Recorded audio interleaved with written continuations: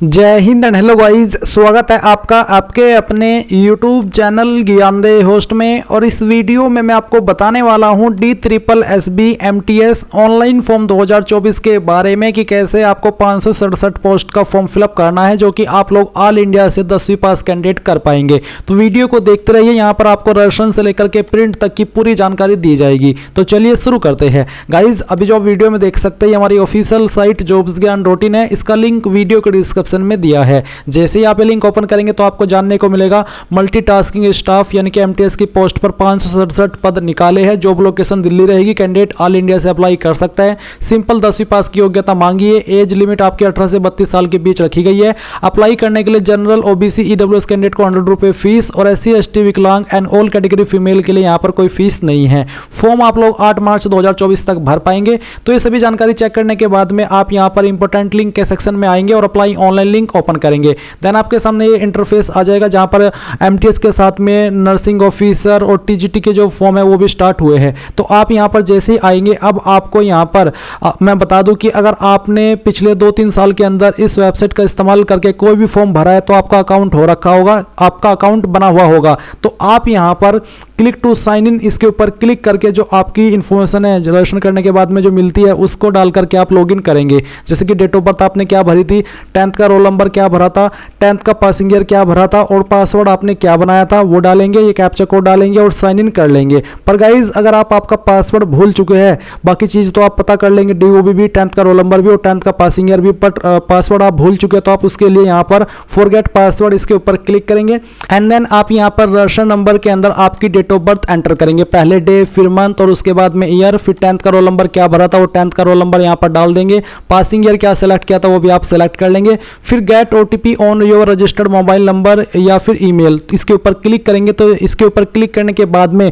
आपके ईमेल और नंबर के ऊपर OTP जाएगा जो कि आपने रजिस्टर किए थे। एंड देन वो OTP आप यहाँ पर डालेंगे और फिर आप यहाँ पर एक न्यू पासवर्ड बना लेंगे। न्यू पासवर्ड को बनाने के बाद में आप यहाँ पर होम पेज पर आ जाएंगे। नाउ गाइस यहाँ पर मैं उन कैंडिडेट के बारे में बात करता हूँ जो कैंडिडेट पहली बार इस वेबसाइट का इस्तेमाल करके कोई फॉर्म भर रही है। तो उनको क्या करना है, उनको यहाँ पर पहले रजिस्ट्रेशन करना होगा। रजिस्ट्रेशन करने के लिए वो यहाँ पर सबसे पहले क्लिक फॉर न्यू रजिस्ट्रेशन इसके ऊपर क्लिक करेंगे। इसके ऊपर क्लिक करने के बाद आपके सामने रजिस्ट्रेशन का पेज आ जाएगा, जहां पर आपको बोला भी है कि for new registration on OARS portal only for those applicant who have not registered on OARS portal earlier, यानी कि जिन्होंने पहले इसके अंदर अप्लाई या रजिस्ट्रेशन नहीं किया है वही कैंडिडेट यहां पर रजिस्ट्रेशन कर पाएंगे। तो आपको कैसे करना है उसके बारे में आप जानकारी जान लीजिए। नेम ऑफ एप्लीकेंट, यानी कि यहां पर आपको अपना नाम भरना है और ये नाम आपका 10th की मार्कशीट के अनुसार होना चाहिए। इसके बाद आपको अपने नेम को दोबारा से एंटर करके यहाँ पर फिल करना है, यानी कि वेरीफाई कर देना है। फिर आती है DOB, यानी कि आपकी डेट ऑफ बर्थ क्या है। वो डेट ऑफ बर्थ आपको यहाँ से इस प्रकार से सिलेक्ट करनी है। पहले ईयर सेलेक्ट कीजिए, फिर यहाँ से मंथ और इसके बाद में डे।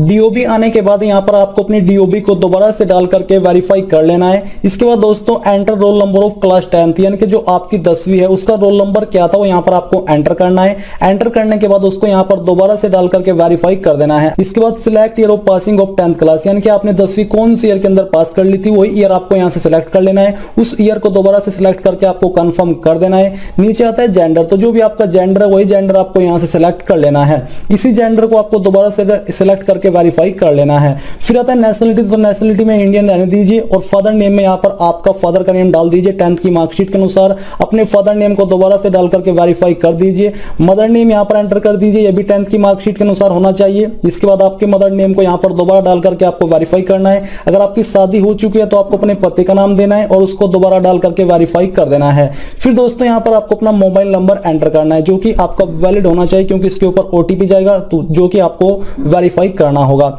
इसके बाद यहाँ पर आपको अपने नंबर को डाल करके दोबारा वेरीफाई करना है, यानी कि फिर से डालना है। ईमेल आईडी यहाँ पर आपको अपनी एंटर कर देनी है और इस ईमेल आईडी को भी यहाँ पर आपको दोबारा से डाल करके वेरीफाई करना होगा और ये भी आपकी वैलिड होनी चाहिए। तो इसको डालने के बाद यहाँ पर दोस्तों आपको नीचे देखने को मिलेगा, यहाँ पर आपके सामने गेट OTP, यानी कि आपको यहाँ पर अपना मोबाइल OTP डालना है जो कि आपके मोबाइल नंबर के ऊपर आया है और यहाँ पर आपको वो OTP डालना है जो कि आपकी ईमेल आईडी के ऊपर आया है।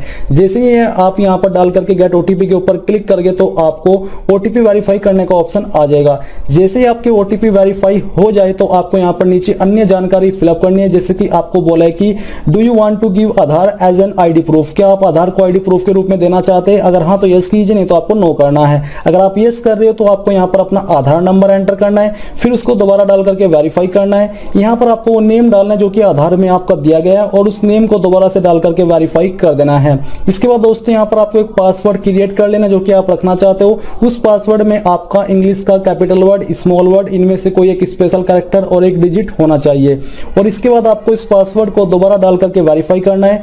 वेरीफाई करने के बाद यहाँ पर अंडरटेकिंग के ऊपर क्लिक कीजिए और क्लिक करने के बाद प्रीव्यू के ऊपर क्लिक करके जितनी भी जानकारी आपने यहाँ पर भरी है उनको एक बार और अच्छे से चेक कर लीजिए। अगर आपको लगे कि कहीं पर कोई प्रॉब्लम है तो उसको सही कर लीजिए और श्योर होने के बाद आपको यहाँ पर इसके ऊपर टिक करना है कि I have seen the preview और फिर आपको सबमिट के ऊपर क्लिक करना है। सबमिट के ऊपर क्लिक करने के बाद आप यहाँ पर देखोगे कि जो आपका रजिस्ट्रेशन है वो सक्सेसफुली हो चुका है और आपको यहाँ पर आपका रजिस्ट्रेशन नंबर मिल चुका है। सेम जानकारी आपको मेल मैसेज के माध्यम से भी सेंड कर दी गई है। अब आपको क्या करना है, आपको यहाँ पर प्रोसीड के ऊपर क्लिक करना है। तो चलिए हम यहाँ से प्रोसीड के ऊपर क्लिक करते हैं। नाउ गाइज आप यहाँ पर फिर से होम पेज पर आ जाएंगे और आप यहाँ पर देख सकते हैं करंट वैकेंसीज के अंदर आपकी वैकेंसी भी अपडेट कर दी गई है। तो अभी आपको यहाँ पर क्लिक टू साइन इन इसके ऊपर क्लिक करना है। इसके ऊपर क्लिक करने के बाद आप यहाँ पर आपकी डीओबी एंटर करेंगे, पहले डेट, फिर आपका मंथ और इसके बाद में ईयर, एंड देन आप 10th का रोल नंबर डालेंगे, फिर 10th का पासिंग ईयर आपको सेलेक्ट करना है। पासवर्ड आप यहाँ पर डालेंगे जो पासवर्ड अभी आपने बनाया, फिर ये विजुअल कोड डालने के बाद आप साइन इन इसके ऊपर क्लिक करेंगे। अब आपके सामने यहाँ पर इस तरह से आपका डैशबोर्ड आएगा। अगर आपका पहले से रजिस्टर होकर के रखा है और आप यहाँ पर इनमें से कोई जानकारी एडिट करना चाहते हैं, मॉडिफाई करना चाहते हैं तो आप मॉडिफाई के ऊपर क्लिक करके कर लेंगे, नहीं तो आपको simply apply for new application इसके ऊपर क्लिक करना है। इसके ऊपर क्लिक करने के बाद आप यहाँ पर लास्ट में देखेंगे एमटीएस की पोस्ट दी गई है, आप अप्लाई नाउ के ऊपर क्लिक कीजिएगा। इसके ऊपर क्लिक करने के बाद यहाँ पर आपकी रजिस्ट्रेशन की कुछ जानकारी दी गई है और कुछ जानकारी आपको यहाँ पर भरनी है। जैसे कि गाइज यहाँ पर आपको जो आपका प्रेजेंट एड्रेस है वो फिल करना है, आपके आईडी के अकॉर्डिंग आप इसको भर दीजिएगा। फिर यहाँ पर आपका जो पिन कोड है वो आपको डाल देना है, यानी कि पिन कोड को छोड़ करके बाकी का पूरा एड्रेस आप इस बॉक्स के अंदर लिखेंगे। अगर आपका प्रेजेंट और परमानेंट एड्रेस एक ही है, अलग अलग नहीं है, तो आप यहाँ पर इस बॉक्स के ऊपर टिक कर देंगे। इसके बाद में आप यहाँ पर देखेंगे कैटेगरी, तो कैटेगरी के ऊपर क्लिक करके यहाँ पर जनरल का ऑप्शन है, ओबीसी का, एससी का, एसटी का और ईडब्ल्यूएस का। ओबीसी अगर आप है तो आप यहाँ पर, जैसे कि मैं ओबीसी सेलेक्ट करता हूँ, तो आपको यहाँ पर ऑप्शन देखने को मिल रहा है कि ओबीसी दिल्ली या फिर ओबीसी आउटसाइड दिल्ली। अगर आप ओबीसी दिल्ली है तो रिजर्वेशन जो मिलता है ओबीसी को वो आपको मिलेगा, पर अगर आप ओबीसी आउटसाइड दिल्ली है तो आपको रिजर्वेशन का फायदा नहीं मिलेगा। एंड अगर आपकी कैटेगरी ओबीसी के अलावा एससी एसटी है तो वो भी आप यहाँ पर सेलेक्ट करेंगे। जैसे कि एससी सेलेक्ट करने के बाद में यहाँ पर सर्टिफिकेट नंबर आपको देना है, तो जो भी आपका कास्ट सर्टिफिकेट नंबर है वो आप यहाँ पर डालेंगे। इश्यू डेट कब आपका सर्टिफिकेट बना है वो डेट आप यहाँ पर सेलेक्ट कर लेंगे। कौन सी स्टेट के द्वारा आपका सर्टिफिकेट जारी हुआ है वो स्टेट आपको यहाँ पर सेलेक्ट कर लेनी है। इसके बाद में गाइज यहाँ पर सर्टिफिकेट इश्यूइंग अथॉरिटी कौन सी है, यानी कि कौन सी अथॉरिटी ने आपका सर्टिफिकेट जारी किया है। ये अथॉरिटी क्या होती है मैं आपको बताता हूँ कि अथॉरिटी का मतलब बेसिकली होता है कि कौन सी पोस्ट के अधिकारी ने आपका सर्टिफिकेट जारी किया है। तो मेरे पास ये जाति प्रमाण पत्र है, आप देख सकते हैं। इसमें यहाँ पर जहाँ पर सक्षम अधिकारी, जैसे कि सक्षम अधिकारी तहसीलदार, तो तहसीलदार ने इस सर्टिफिकेट को जारी किया है। तो जो भी आपका कास्ट सर्टिफिकेट है वो आपको उठाना है और यहाँ पर नीचे की तरफ देख लेना कि कौन से अधिकारी ने आपका सर्टिफिकेट जारी किया है और फिर उसी की पोस्ट का नाम आपको यहाँ पर लिख देना है। इसके बाद में यहाँ पर कुछ सब कैटेगरी है, जैसे कि contractual employee, disable, defence personnel, ex serviceman. तो अगर आपकी इनमें से कोई कैटेगरी है तो टिक कर दे, नहीं तो इसको ऐसे ही रहने दे। और फिर डिबरेट बाय बोर्ड और एनी अदर एजेंसी, यानी कि क्या किसी बोर्ड के द्वारा ब्लैक लिस्ट किए गए हो, वो डिबरेट किए गए हो, अगर हाँ तो यस, नहीं तो नो ही रहने देंगे। एंड देन डिक्लेरेशन के ऊपर टिक करके सेव एंड नेक्स्ट के ऊपर क्लिक करेंगे। नाउ गाइज आपके सामने फोटो साइन का ऑप्शन आ चुका है। तो गाइज मैं आपको बता दूं कि फोटो साइन का साइज कैसे बनाना है मोबाइल से, उसकी पूरी जानकारी आपको इस वीडियो के अंदर दी गई है। क्योंकि अभी जो आपकी 4214 पद पर वैकेंसी आई थी DSSS के लिए, तब मैंने ये वीडियो बनाई थी। तो इस वीडियो को वॉच करके आपको अच्छे से देख लेना कि कैसे आप मोबाइल से घर बैठे आपका फोटो साइन दिए गए इंस्ट्रक्शंस के अकॉर्डिंग बना सकते हैं और कोई भी प्रॉब्लम आपको इसके अंदर नहीं आएगी। तो अभी आप यहाँ पर क्या करेंगे, आप अपना फोटो साइन अपलोड करेंगे। तो चूज फाइल के ऊपर क्लिक कीजिएगा, जहां पर भी आपका फोटो है वो आपको सेलेक्ट कर लेना है। मैं यहाँ पर ये फोटो सेलेक्ट करता हूँ एंड देन फिर यहाँ पर हम इसको ओपन कर लेते हैं और फिर अपलोड के ऊपर क्लिक करेंगे तो आपकी फाइल अपलोड होकर के आ जाएगी। फिर से बता दे रहा हूँ, अगर आपको फोटो अपलोड करने में प्रॉब्लम आ रही है तो इस वीडियो को वॉच करके देख लीजिएगा कि कैसे आपको फोटो बनाना है, कितने साइज के अंदर बनाना है, फिर कोई भी प्रॉब्लम आपके सामने नहीं आएगी। अब आप आपका सिग्नेचर अपलोड करेंगे, जो कि आपका व्हाइट पेपर के ऊपर डार्क पेन के द्वारा होना चाहिए। एंड देन फिर आप अपलोड के ऊपर क्लिक करेंगे तो आपका यहाँ पर साइन आ जाएगा। फिर से आप चूज फाइल के ऊपर क्लिक करेंगे और जो आपका लेफ्ट थंब इंप्रेशन है वो आप सेलेक्ट करेंगे, ओपन करेंगे, अपलोड के ऊपर क्लिक करके इसको अपलोड कर देंगे। फिर यहाँ पर जो आपका राइट थंब इंप्रेशन है वो सेलेक्ट करेंगे, ओपन करेंगे एंड देन इसको भी अपलोड के ऊपर क्लिक करके अपलोड कर देंगे। करेंगे। नाउ गाइज आप यहाँ पर नेक्स्ट के ऊपर क्लिक करेंगे। इसके बाद में यहाँ पर आपकी पोस्ट आ चुकी है। अब आपकी पोस्ट तो सिर्फ एक है, पर ये अलग अलग डिपार्टमेंट के अंदर है, यानी कि यहाँ पर देख सकते हैं legislative assembly, secretariat, directorate of audit, तो इन सभी डिपार्टमेंट के अंदर आपकी एमटीएस की पोस्ट है। तो आपको कितने डिपार्टमेंट में प्रीफरेंस देनी है वो यहाँ पर आपको सिलेक्ट करना है। जैसे कि यहाँ पर अगर आप सभी को प्रीफरेंस देना चाहते तो आप इस तरह से टिक कर लेंगे। अगर आपको किसी एक दो कोई प्रीफरेंस देनी है तो वो यहाँ पर एक दो ही आप सिलेक्ट कर लीजिएगा। इसके बाद आप यहाँ पर सेव एंड नेक्स्ट के ऊपर क्लिक करेंगे। एंड देन अगर आप यहाँ पर सभी डिपार्टमेंट को प्रीफरेंस दे रहे हैं तो सभी डिपार्टमेंट के लिए अलग अलग से आपको क्वालिफिकेशन ऐड करनी होगी। 10th की क्वालिफिकेशन रहेगी, कैसे मैं आपको दिखा रहा हूँ। तो जैसे कि मैंने यहाँ पर पहले वाला डिपार्टमेंट सेलेक्ट किया, फिर इस पर मैट्रिकुलेट चाहिए तो मैं इसको टिक करता हूँ। इसके बाद यहाँ पर ऑप्शन आ चुका है, मैं यहाँ पर 10th सेलेक्ट कर लेता हूँ, डिसिप्लिन के अंदर मैट्रिकुलेशन सेलेक्ट कर लेता हूँ। फिर यहाँ पर परसेंटेज आपकी जो है वो आपको पॉइंट के साथ में एंटर करनी है, यानी कि जो आपके पॉइंट निकल के आते हैं वो भी आपको डालने हैं। कौन सी स्टेट के द्वारा आपने किया वो स्टेट आपको सेलेक्ट कर लेनी है। कौन सा आपका बोर्ड यूनिवर्सिटी है वो आपको सेलेक्ट करना होगा। तो यहाँ पर आपको क्या करना है, सिंपली अदर्स के ऊपर क्लिक कीजिए और जो भी आपका बोर्ड है वो बोर्ड यहाँ पर आप एंटर कर दीजिए। तो ये मैं एंटर करता हूँ। फिर आता है आपका पासिंग मंथ, तो आपने कब पास की थी वो आप सिलेक्ट करेंगे और ईयर यहाँ पर ऑटोमेटिकली दिया है क्योंकि जब आपने रजिस्ट्रेशन किया था तब आपने ये भरा था।